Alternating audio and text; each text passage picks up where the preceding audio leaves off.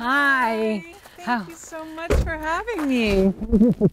How are you? I'm really looking forward to getting a tour of the house.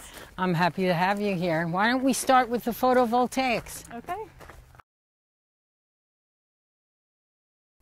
So as far as electricity is concerned, we're on the grid. So at night we buy electricity and in the daytime we sell it. Mm-hmm. And these are our photovoltaics. It's 10.8 kilowatt capacity rather. And that's more than enough to serve the house and my car. So the excess is sold back to the electric company automatically. What is a photovoltaic? Well, that's what these solar panels are called, photovoltaics. All solar panels are called that? No, because I do have solar thermal panels on the high roof there, which I will show you later. That's for heating the air, the pool, and the domestic hot water. This is for electricity only. Okay, so it's all the electricity going into your house and what you fuel or plug your car. Right. Okay. Right. And so the electric company acts as our solar bank. Instead of using batteries because they can be inefficient and they can leak, the idea is to use the electric company as a solar bank. So that the idea is to net zero, so that you end up, you buy some, you sell some. The idea is to come out even. And as a rule, how has that worked out for you? Pretty well. Pretty well. Most of the time I don't have an electric bill at all. Sometimes I do have some, but you know, it also depends on the weather and the time of year, because in the wintertime there's sun, but if it's on a cloudy day you're not going to be generating electricity. Mm-hmm.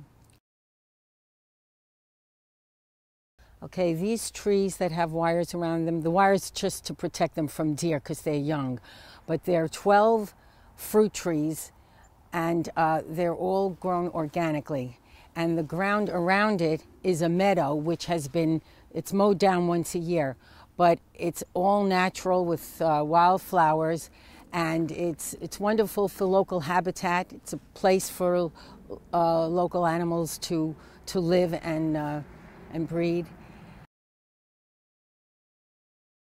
So the house is made with all environmentally friendly materials. That's recycled and reclaimed materials. So the roof, which people think looks like slate, is recycled rubber and plastic.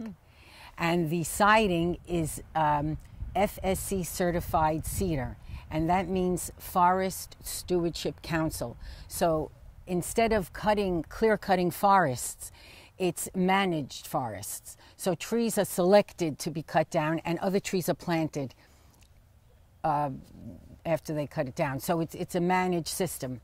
And the beams are hemlock from Massachusetts. Another aspect of sustainability is local. Anything within 500 miles is considered local. So beams from Massachusetts are local. And all the stonework is from this property. Most of it is from this property. The large beams and steps that we purchased were from Connecticut. So most of the stonework on the house was actually from this property. I noticed that the eaves are very deep. Why is that? Right. Well, because the house is passive solar as well as active. And that means that there are overhangs around the whole house to protect the windows from the summer sun. And then in the winter, when the sun is lower in the horizon, it comes through the windows and heats the cement, which I'll show you inside, in the main, the great room. And that acts as a heat sink because it holds the heat in for the house during the evening. The rain chains lead the water either to the buried cisterns or to rain barrels. Rain barrels are used for local irrigation, but we don't really need it for that because we have a sprinkler system and a drip irrigation system. The drip irrigation is so that you're not using more water than you need. So it's all about not wasting. So the bioswale begins there. It goes under the walkway and continues here and then through the back. And right now the plants have been cut down for the winter, but in the spring they'll grow full and lush and beautiful.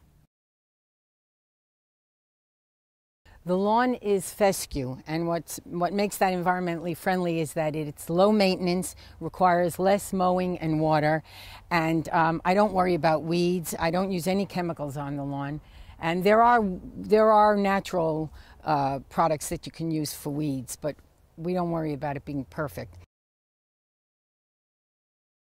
So as I was saying, the solar thermal panels heat the pool, and the pool is insulated, not only around the pool, but around the pipes to make it efficient so we don't waste energy.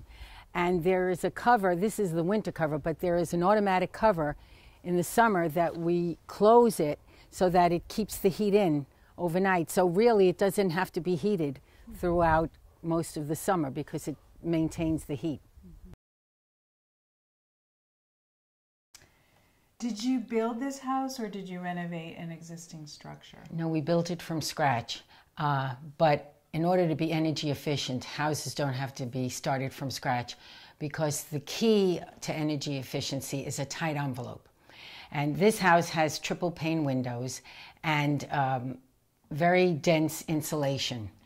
And as you can see, the surface mounted speakers, when you have a ceiling that doesn't go into another room upstairs, it's an outside wall, you don't want to break the envelope. So even a recessed light can be a place where air can filter in. So when you say breaking an envelope, that just means any access to the outdoors? Exactly. So the house is practically airtight, but there is an energy recovery ventilation system that does furnish fresh air to the house. But so there are no drafts. That's the thing. And this photo shows the insulation that's sprayed in so before the sheetrock is put on. So you can see how dense it is. You have to actually know where all the electrical lines are going to be before you spray this in, because now you cannot any longer snake wires through the walls because the walls are solid. So what's the material? It's called Demolac, but it's a sprayed on insulation. And it's environmentally friendly, yes, yes.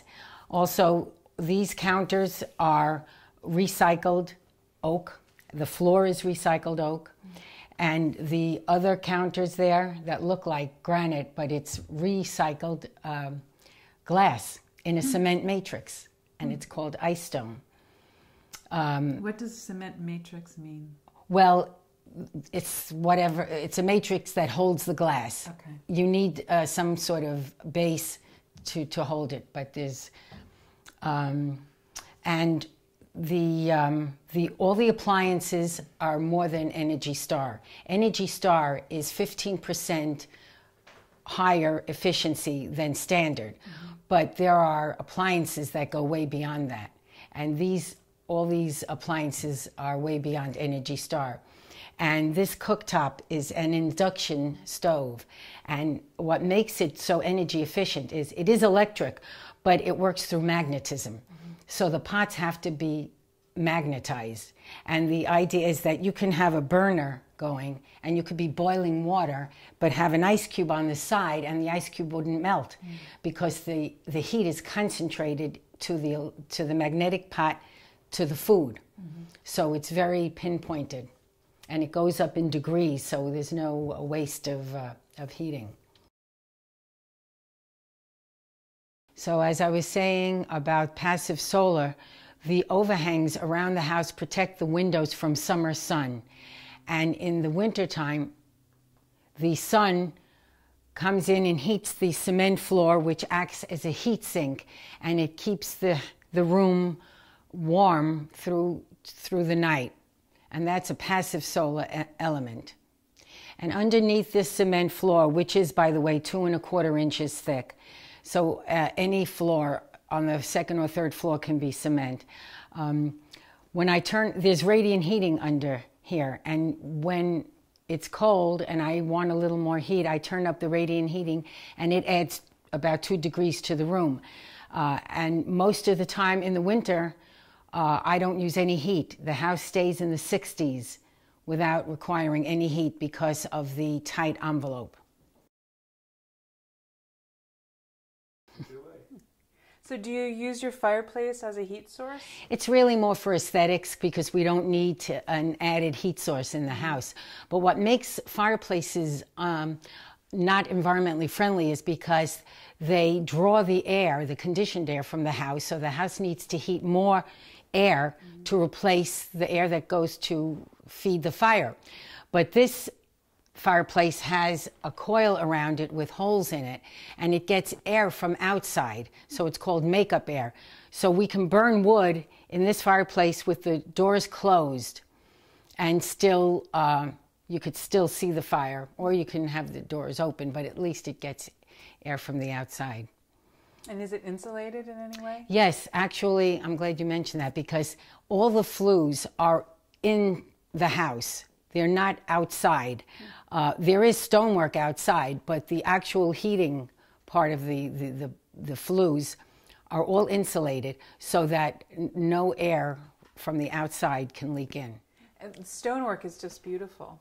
Thank you. It's all local. And what makes it so energy efficient is that you're not dragging heavy stones across the country using more fossil fuels. The idea in this house is not to use any fossil fuels. So this tank of water acts as a battery of the house in the respect that inside here there's almost 1,000 gallons of water. It stays here permanently. It doesn't go anywhere. And inside there are 6 huge coils, the copper coils, that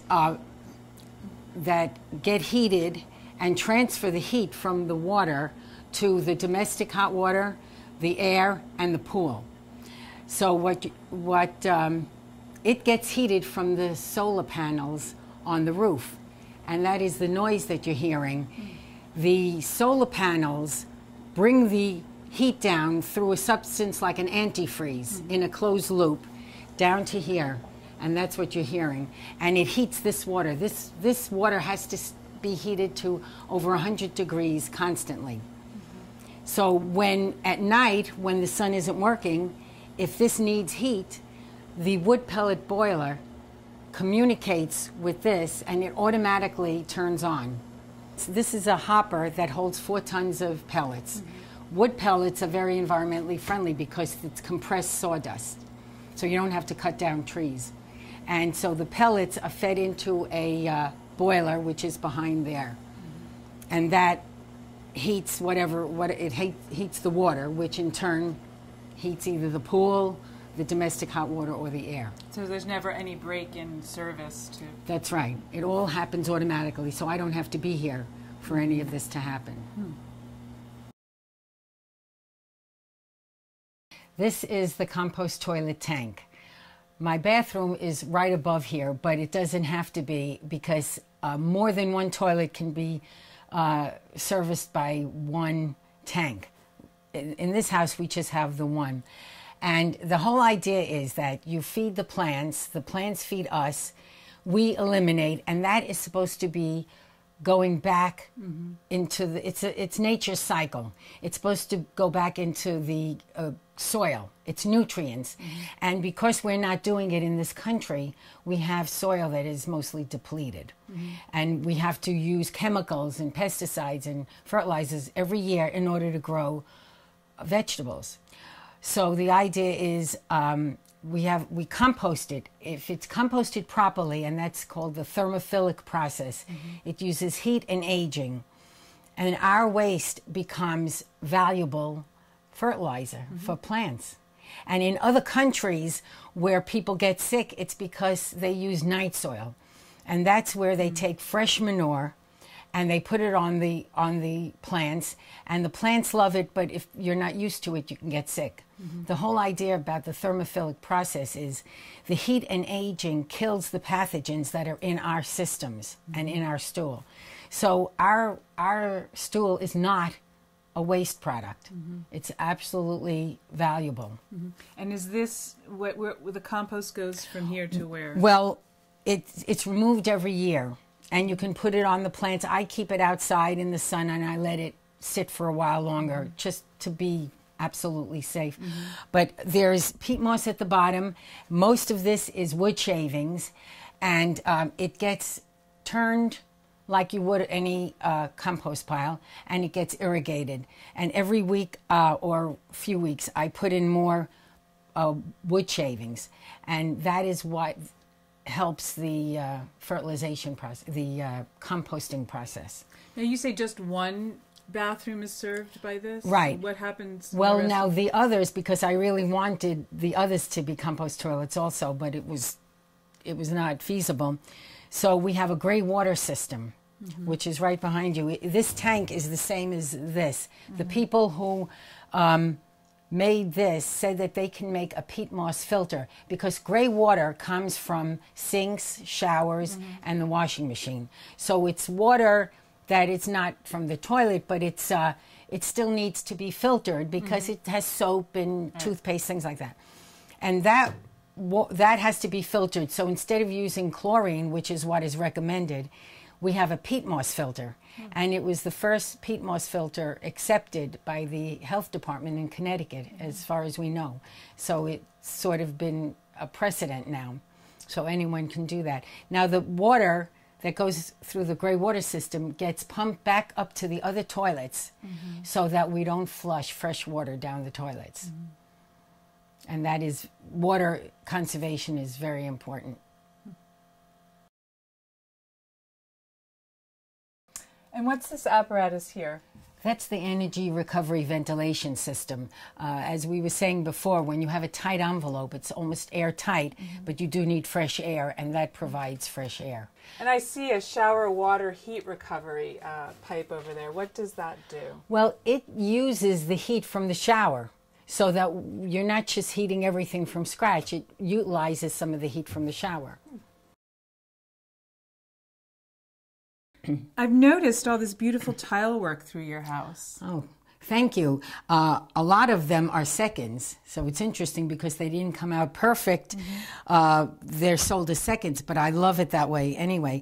They're all made from recycled materials, and they're local.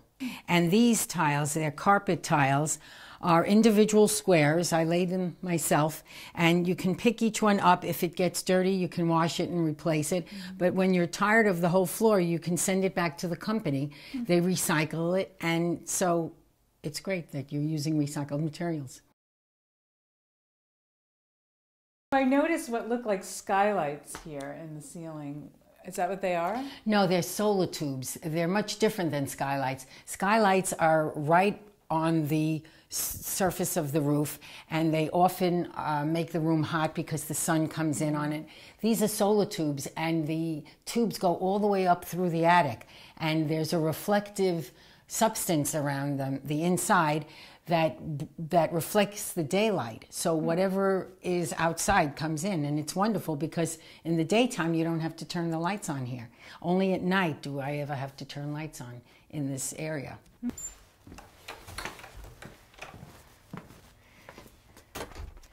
Etta, I want to thank you so much for having me to your home. Thank you for coming. Have a safe trip. Thank you so much. It was very impressive, and keep up the good work. Thank you. Okay. Take care. Okay, bye-bye. Bye.